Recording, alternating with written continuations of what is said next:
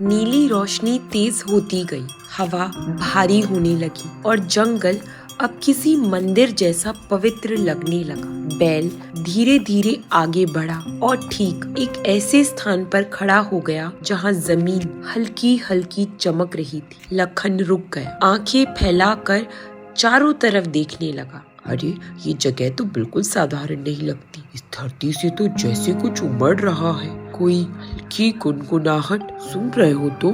बैल ने उसकी तरफ सिर हिलाया, लेकिन उसकी आंखों में किसी गहरे रहस्य की चमक थी। लखन थोड़ा पास जाकर जमीन को छूता है। मिट्टी ठंडी, नरम और चमकदार। हे भगवान, ये कैसी मिट्टी है? जैसे कोई जादुई धातु पिघलकर जमीन में घुल गई हो। ठंडी मिट्टी तो नदी के तल में भी नहीं होती। बैल सामने खड़ा है, एकदम स्थिर, जैसे किसी चीज का इंतजार कर रहा हो। अचानक जमीन हल्की सी हिलती है। लखन पीछे हट जाता है। अरे ये क्या हुआ? अभी जमीन हिली, कहीं भूकंप तो नहीं? बैल तुरंत एक कदम आगे बढ़ता है और अपनी खुर से जमीन पर एक हल्का सा प्रहार करता है। एक पल के लिए सन्नाटा छा जाता है और फिर मिट्टी के नीचे से हल्की रोशनी बाहर आने लगती है। लखन अपनी सांस रोक लेता है। अरे बाप रे, ये तो चमक रही है। क्या अच्छे कुछ है? बैल धीरे से पीछे हटता है और अपने सिर से संकेत करता है, जैसे कह रहा हो कि लखन नीचे देखो। लखन घुटनों के बल बैठ जाता है और मिट्टी को हल्का हल्का हटाने लगता है। कुछ ही सेकंड में दिखने लगता है। बीच का रंग हल्का सुनहरा, उसके चारों ओर नीली लपट जैसी रोशनी घूम रही थी। लखन के हाथ कांप जाते हैं। ये भगवान, ये बीज खुद ब खुद चमक रहा है। ये कैसा बीज है? बैल आगे आता है और धीरे से अपनी नाक से बीज को स्पर्श करता है, मानो आशीर्वाद दे रहा हो। लखन की आंखें अब और भी बड़ी हो जाती है। ये तुमने ही मुझे दिखाया है ना? इस जगह का रास्ता तुम ही जानते हो। तुम कौन हो भाई? बैल चुप, बस आंखों में वही गहरा दुख और रहस्य। लखन की आवाज नरम पड़ जाती है। तुम इंसानों की तरह बोल नहीं सकते, पर मेरे हर सवाल का जवाब तुम्हारी आंखें दे देती है। कहीं तुम किसी का दर्द लिए घूम रहे हो? बैल धीरे से सिर नीचे झुका लेता है। जवाब साफ था। लखन की सांस भर आती है। तो इस जंगल में तुम अकेली नहीं आए? कोई मजबूरी थी, कोई सजा, कोई कहानी जो अभी तक मेरे सामने नहीं आई? वो कुछ पल बैल को देखता रहता है। पर एक बात बताऊं, मैं एक गरीब किसान हूँ। मेरे पास ना ज्ञान है ना ताकत है, पर मैं किसी का दुख कभी नहीं देख पाता। अगर तुम्हें मदद चाहिए तो मैं साथ हूँ, चाहे तुम जादुई हो, श्रापित हो या इस दुनिया से परे किसी और चीज के हो। बैल धीरे धीरे उसके पास आता है और अपने सिर को लखन की छाती से लगाता है। नरम, स्नेह से भरा इशारा। लखन की आंखों में नमी आ जाती है। बस यही चाहिए था मुझे, एक अपना मन, एक भरोसा। चलो भाई, अब बताओ इस बीज का क्या करना है? बैल अपनी सींग से जमीन की ओर इशारा करता है, फिर लखन की ओर देखता है, मानो कह रहा हो, इसे अपने खेत में बो देना और तुम्हारी किस्मत बदल जाएगी। लखन चौंक कर बोलता है, क्या ये बीज मेरी किस्मत बदलेगा? बैल की शांत आंखें धीमे धीमे हाँ कहती नजर आती है। लखन पहली बार उम्मीद से भर जाता है और इसी क्षण जंगल की नीली रोशनी थोड़ी और तेज होने लगी, जैसे प्रकृति खुद इस रहस्यमयी गठजोड़ की साक्षी हो। लखन को अब तक पता नहीं था कि ये सिर्फ एक बीज नहीं, उसकी जिंदगी की सबसे बड़ी कहानी का पहला अध्याय था। जंगल का रहस्यमयी रास्ता पीछे छूट गया था। अब लखन के हाथ में था उसकी जिंदगी बदलने वाला पहला जादुई बीज।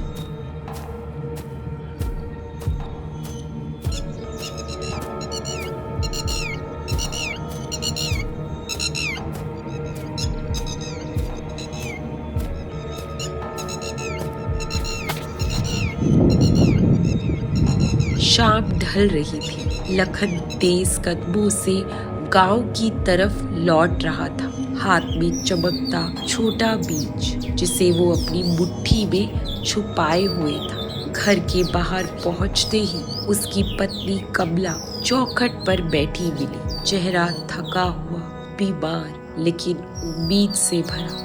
लखन, इतनी देर कहाँ रह गए? मैंने तो सोचा कहीं जंगल में कुछ हो ना गया हो तुम्हें। लखन मुस्कुराने की कोशिश करता है। कुछ नहीं हुआ कमला, बस आज मुझे कुछ बहुत अजीब चीज मिली है। कमला की त्योरी चढ़ जाती है। अरे फिर से वही अजीब बातें, तुम हर चीज में कोई संकेत ढूंढने लगते हो। क्या मिला है, दिखाओ तो। लखन थोड़ा झिझकते हुए अपनी मुट्ठी खोलता है। चमकदार बीज कमला की हथेली के सामने आ जाता है। कमला की आंखें फैल जाती है। अरे ये कैसा बीज है?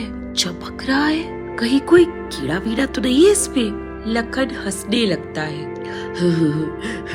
नहीं रे पगली, ये कोई सामान्य बीज नहीं है। ये मुझे जंगल में एक अनोखे बैल ने दिखाया है। कमला हैरान हो जाती है। बैल? अनोखा बैल? क्या मतलब? लखन थोड़ी देर चुप रहता है, फिर धीरे से बोलता है। कमला, आज जंगल में मुझे एक सफेद बैल मिला और वो इंसानों की तरह समझदार था। उसकी आंखों में जैसे कोई दर्द हो, कोई रहस्य। कमला बीच में टोकती है। तुम कहीं बुखार में कुछ उल्टा सुल्टा तो नहीं देखा है? बोलने वाला बैल, ये किस्से कहानियों में होता है। लखन गंभीर हो जाता है। कमला, वो भूलता नहीं था पर सब समझता था। मेरी हर बात, मेरे हर डर का जवाब उसकी आंखें देती थी और उसने ही मुझे ये बीज दिया है बोने के लिए। कमला घबरा कर पीछे हटती है। अरे ये तो कहीं कोई जादू टोना तो नहीं? हम साधारण लोग हैं, ऐसी चीजों में पड़े अच्छा नहीं होता। लखन उसकी आंखों में देखता है। हमारी हालत भी तो अच्छी नहीं है कमला, न पैसे न फसल, दवा भी खत्म होने वाली है। अगर ये बीज वाकई कोई चमत्कार कर दे तो हमारी जिंदगी बदल सकती है। कमला चुप हो जाती है। उसकी आंखों में मजबूरी साफ थी। ठीक है लखन, तुम्हें भरोसा है तो मैं भी भरोसा करती हूँ, पर संभल कर करना सब। हमारे पास खोने को तो कुछ नहीं, पर डर अभी भी है। लखन मुस्कुरा कर जवाब देता है। डर मैं भी महसूस कर रहा हूँ, पर ये बीज मुझे बुला रहा है कमला, जैसे इसमें कोई शक्ति छुपी है।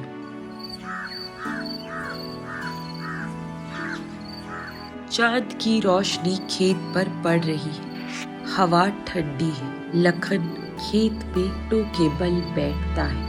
हे भगवान, ये बीज सच में कुछ बदलेगा या मैं सिर्फ धोखा खा रहा हूँ? वो बीज को हाथ में लेकर कुछ समय उसे घूरता रहता है। बीज हल्का हल्का चमकता है, जैसे जवाब दे रहा हो।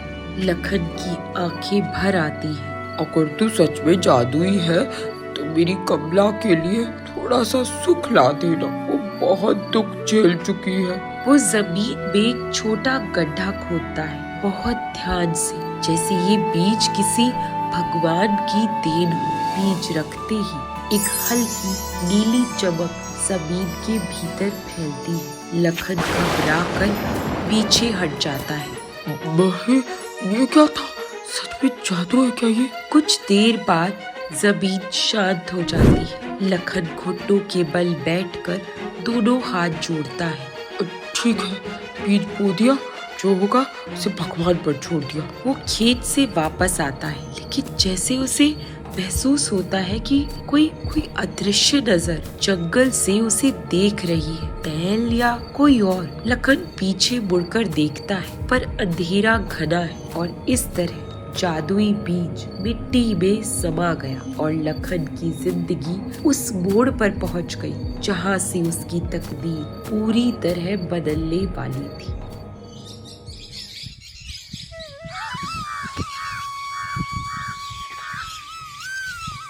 रात बीत चुकी थी और वो खेत जिसमें कल तक बंजर मिट्टी थी, आज किसी नई कहानी की प्रतीक्षा में खड़ा था।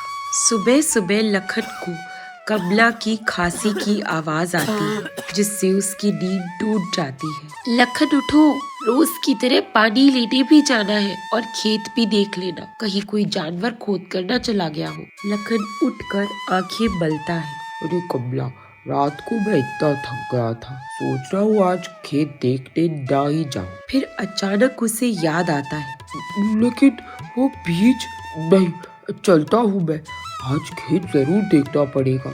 कमला मुस्कुराती है। ऐसा क्या बोल दिया कल, जो खेत देखे बिना चैन नहीं मिल रहा। लखन बस मुस्कुराता हुआ निकल जाता है।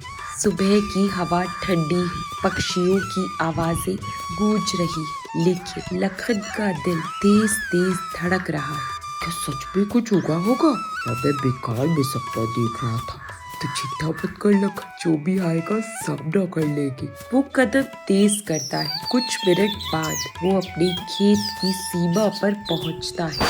जो दृश्य उसके सामने होता है उसे देखकर उसकी धड़कन रुक जाती है। कल तक मंजर जमीन, लखन की आंखें फैल जाती है। ये क्या? अभी तो मैंने बीज बोए थे, एक रात में इतनी फसल। वो दौड़कर पौधों के पास जाता है, छूता है। पत्ते मुलायम, ताजे और चमकदार। उसकी आवाज कांपने लगती है। हे भगवान, इस बीज में सच में जादू था। लखन भावुक हो जाता है। घुटनों के बल बैठकर जमीन को छूता है। तूने मुझे निराश नहीं किया, तू सच में मुझे बचा लेगा। बस कमला ठीक हो जाए और ये फसल बिक जाए तो हमारी जिंदगी सही हो जाएगी। तभी पीछे से हल्की सरसराहट की आवाज आती है। लखन तुरंत उठता है। बैल एक बार फिर खेत के किनारे खड़ा है। इस बार सुबह की धूप उसके शरीर पर पड़कर उसे और भी रहस्यमयी बना देती है। लखन खुश होकर उसके पास दौड़ता है। अरे भाई, तुम आ गए। देखो देखो, तुम्हारे दिए बीज ने क्या कर दिखाया। एक रात में खेत हरा हो गया। मैं तो यकीन ही नहीं कर पा रहा।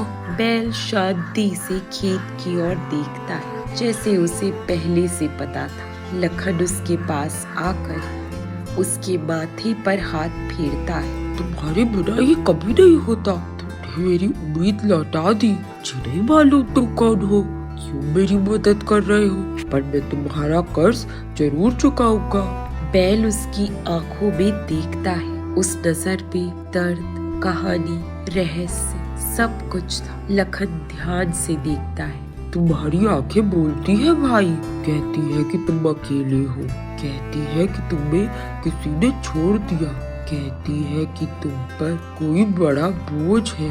बैल हल्का सा सिर झुकाता है, मानो कह रहा हो, हाँ तुम सही समझ रहे हो। लखन नरम होकर बोलता है, कभी मन हुआ तो मुझे जरूर बताना, मेरे हिस्से का दुख भी मैं तुम्हारे साथ बांट लूंगा। कुछ पल चुप्पी रहती है। तभी गांव के दो आदमी रास्ते से गुजरते हैं। उनमें से एक अचानक खेत की तरफ इशारा करता है। ओए, ये क्या? ये खेत तो कल बंजर था, पर अब देख पूरी फसल तैयार है। ऐसा तो हमने कभी नहीं देखा। दोनों धीरे धीरे पास आते हैं। लखन, ये कैसे किया तूने? ये बीज, ऐसे बीज कहाँ से लाया? लखन एक पल बैल की तरफ देखता है। बैल शांति से खड़ा रहता है। लखन झूठ नहीं बोलता।